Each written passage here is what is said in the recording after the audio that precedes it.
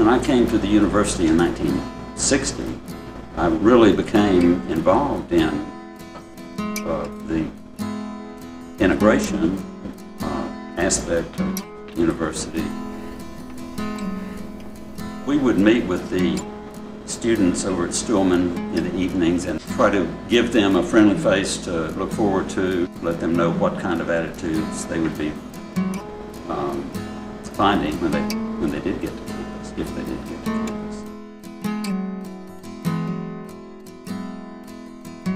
Jimmy wanted to go on campus, so we kind of smuggled him one night into the back of our car and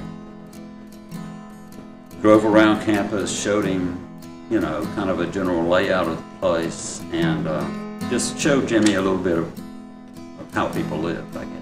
He wanted to get involved and get in and be a part of things, I think, and was anxious to get that ball rolling.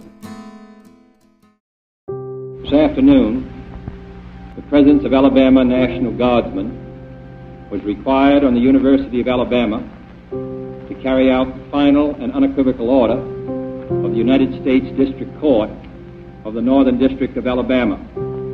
That order called for the admission of two clearly qualified young Alabama residents who happened to have been born Negro. I could see probably, you know, a couple of platoons of National Guardsmen eventually start marching down University Boulevard and coming in to the Foster Auditorium area, making way for Jimmy Hood and Vivian Malone to walk into Foster Auditorium as Wallace stepped aside. Once the summer was over and the fall semester started, I think people calmed down. There were campus dorm counselors and a whole cadre of people who were alert to any potential danger or action that might be taken to harm the peaceful ambience of the campus. Jimmy wanted to be a part of things. He wanted to step up and to be part of life on campus, whereas I think Vivian wanted to get her schoolwork done, keep her head down, try to stay out of trouble, stay out of danger, and get through it. And of course, they were the first, but there were others that came right afterwards. There was Birmingham and Huntsville were integrated, and hardly anything was said about that. You know, the university was integrated, but the activities of the athletic department and other parts of the university were not particularly affected for years to come. But the integration of the athletic teams, you know, you hate to say that is so important that it swayed public opinion, but in Alabama, I guess that's true, isn't it?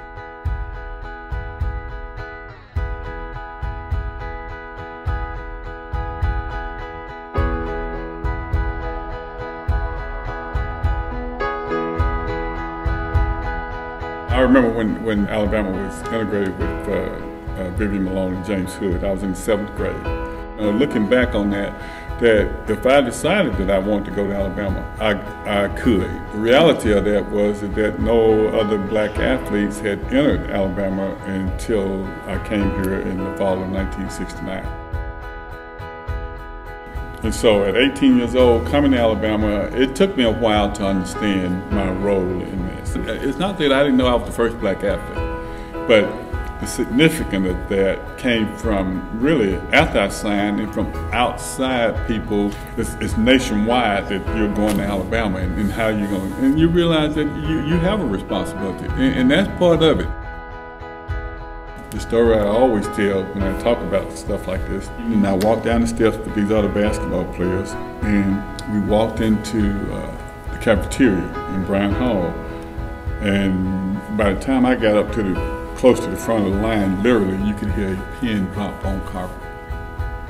It was quiet as it can be, and you know you could just tell there was an uneasiness in there. But when I got to the line where you were being served, the people that were serving back there were black, and the smiles on their faces was unbelievable. I mean, it was like they were so glad to see this happening. I had so much food on my tray when I walked out of there. I couldn't eat all that food at no period of time. Just to see their faces, I mean, it was like, okay, I'm okay. Was I disappointed and was I angry sometime on campus about some of the things that were going on in classes? Yes, but I handled those things because it didn't keep me from not being successful. I guess that's the best way to put it.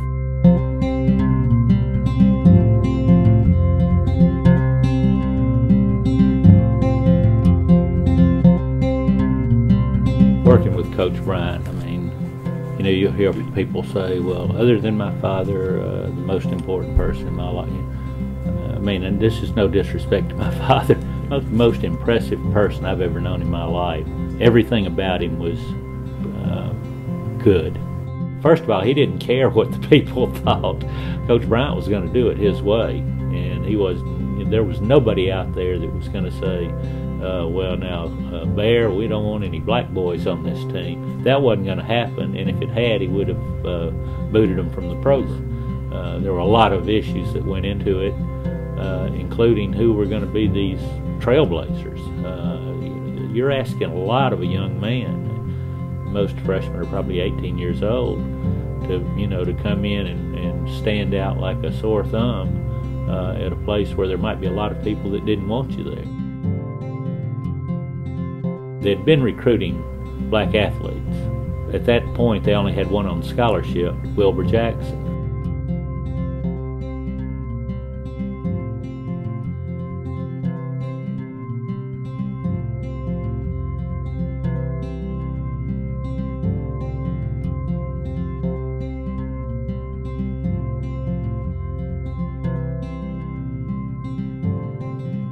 The staff had a pretty good idea of the type of people he was looking for. I don't think color ever came up in it, and when it did, Coach Bryant would say something like, you know, we don't have white players, we don't have black players, all of our players are crimson.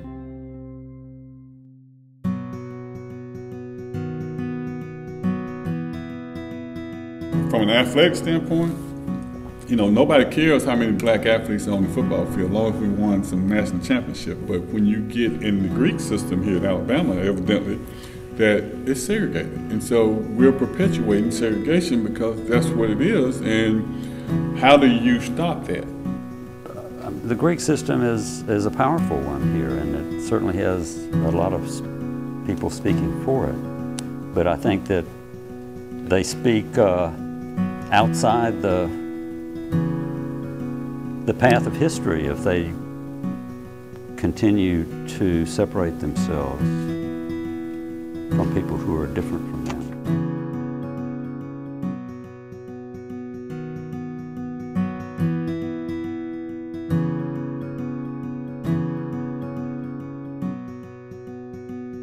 I was really excited to be going to such a big university with, you know, so many diverse people and, you know, just getting a new experience. I already knew when I got there that I was going to Rush. I'd always just sort of thought that that was part of what you do when you go to college. You join a sorority or you join a fraternity, and that's, you know, how you get into the social scene, which is as important as academics.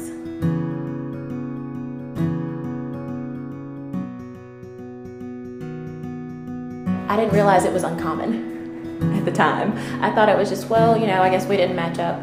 Okay, I'll go do something else. It was disappointing, but I wasn't heartbroken or insulted or anything yet. It wasn't until March, several months later, that someone was talking to me and said, "Didn't you go through Rush?" I said, "Yeah, it was awesome." They said, "Well, you know they don't take black people, right?" And I was like, "What? Why not? That's dumb." I was embarrassed on behalf of the University of Alabama. I mean, I'm a huge Alabama fan, Roll Tide and all that, but yeah, I was just heartbroken and really, really upset that my amazing university was still so far in the Middle Ages.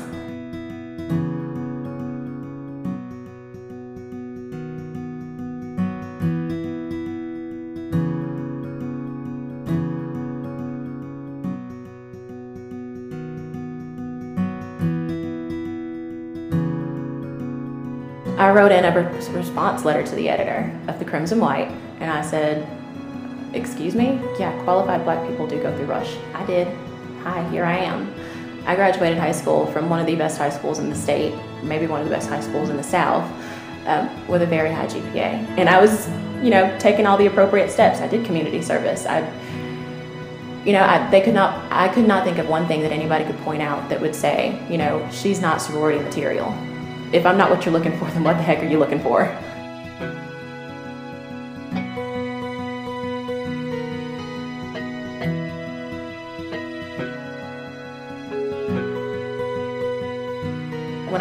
When I look back on my college years, what I think about is this terrible experience I had, but I don't look back at that so often. It's not like every day I'm thinking, oh no, I'm depressed all over again because I was rejected. I mean, you just kind of have to pick up and keep going.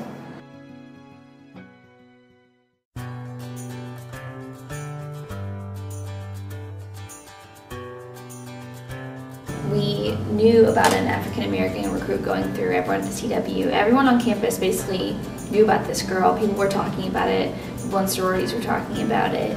I think the whole campus thought this was going to be the girl to change things. This was going to be the girl to make that transition. It's almost like a yearly thing that it's written about, and the idea she still existed. And so in this case, we had people on the inside who would talk to us, and we had this recruit who was the perfect example of revealing how deep this goes. So when she didn't get in, everyone was obviously very surprised, and a lot of girls were talking about it, and they were upset. They were upset. Their entire houses seemingly wanted this girl, but they could not pledge her because of their alumni. I don't think the alumni were prepared for the girls to speak out themselves. I think they thought, it'd be like every other year where they got to say how things went. But this year was really different, and it was really kind of refreshing to see the change, that generational gap, that the younger girls were fighting for this girl.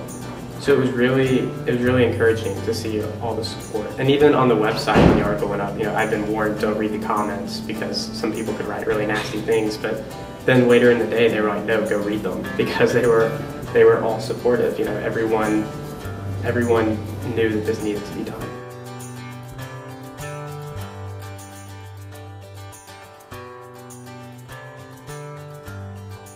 We were floored when we had the support of the majority of the student population. But then BuzzFeed picked it up, Huffington Post, Salon, Jezebel, and then the bigger ones the next day, New York Times, USA Today, CNN. We could not believe that it was getting that kind of attention.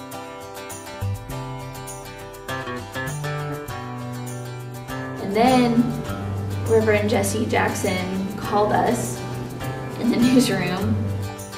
That's when we knew. That's when we knew. I'm so proud of you guys.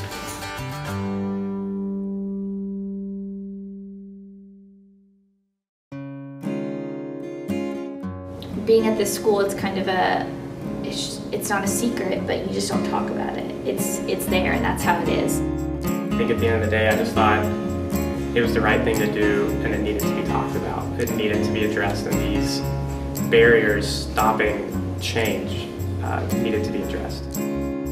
Every day, that was a reason for me to quit. Every day, my freshman year, but every day, that was a reason for me not to be successful and give up and to let that defeat me. And when I talk to young people, like, that's no excuse. Because, everybody's going to have a story, not going to be perfect, and it's going to be a long way from being always you're going to be treated right. But that's still not an excuse to not try your best. I don't see race. I mean, it's just not something that I look for. So as I was going through Rush, it didn't occur to me I'm the only black girl here. I was just like, wow, these girls are so awesome, yay, go Rush. I came on campus an unformed individual seeking to become an authentic person, and I went through this period of integration, frankly, shaking in my boots every day. Yet, there was nothing to do except go through it. And you're faced with what was a frightening psychological and even physical danger, and you have to just step through it and do it. And I know what I did was nothing compared to what Vivian and Jimmy did in facing their fears and stepping across that line into a world they didn't know what was going to happen.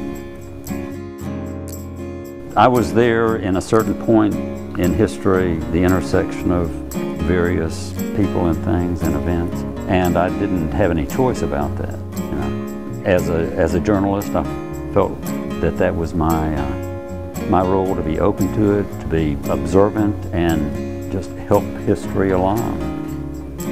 I'm, proud of that. I'm proud that I walked through that fire and came out a fairly whole person.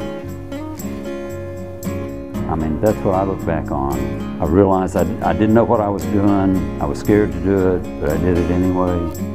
And that's, I think, where all of us have to start.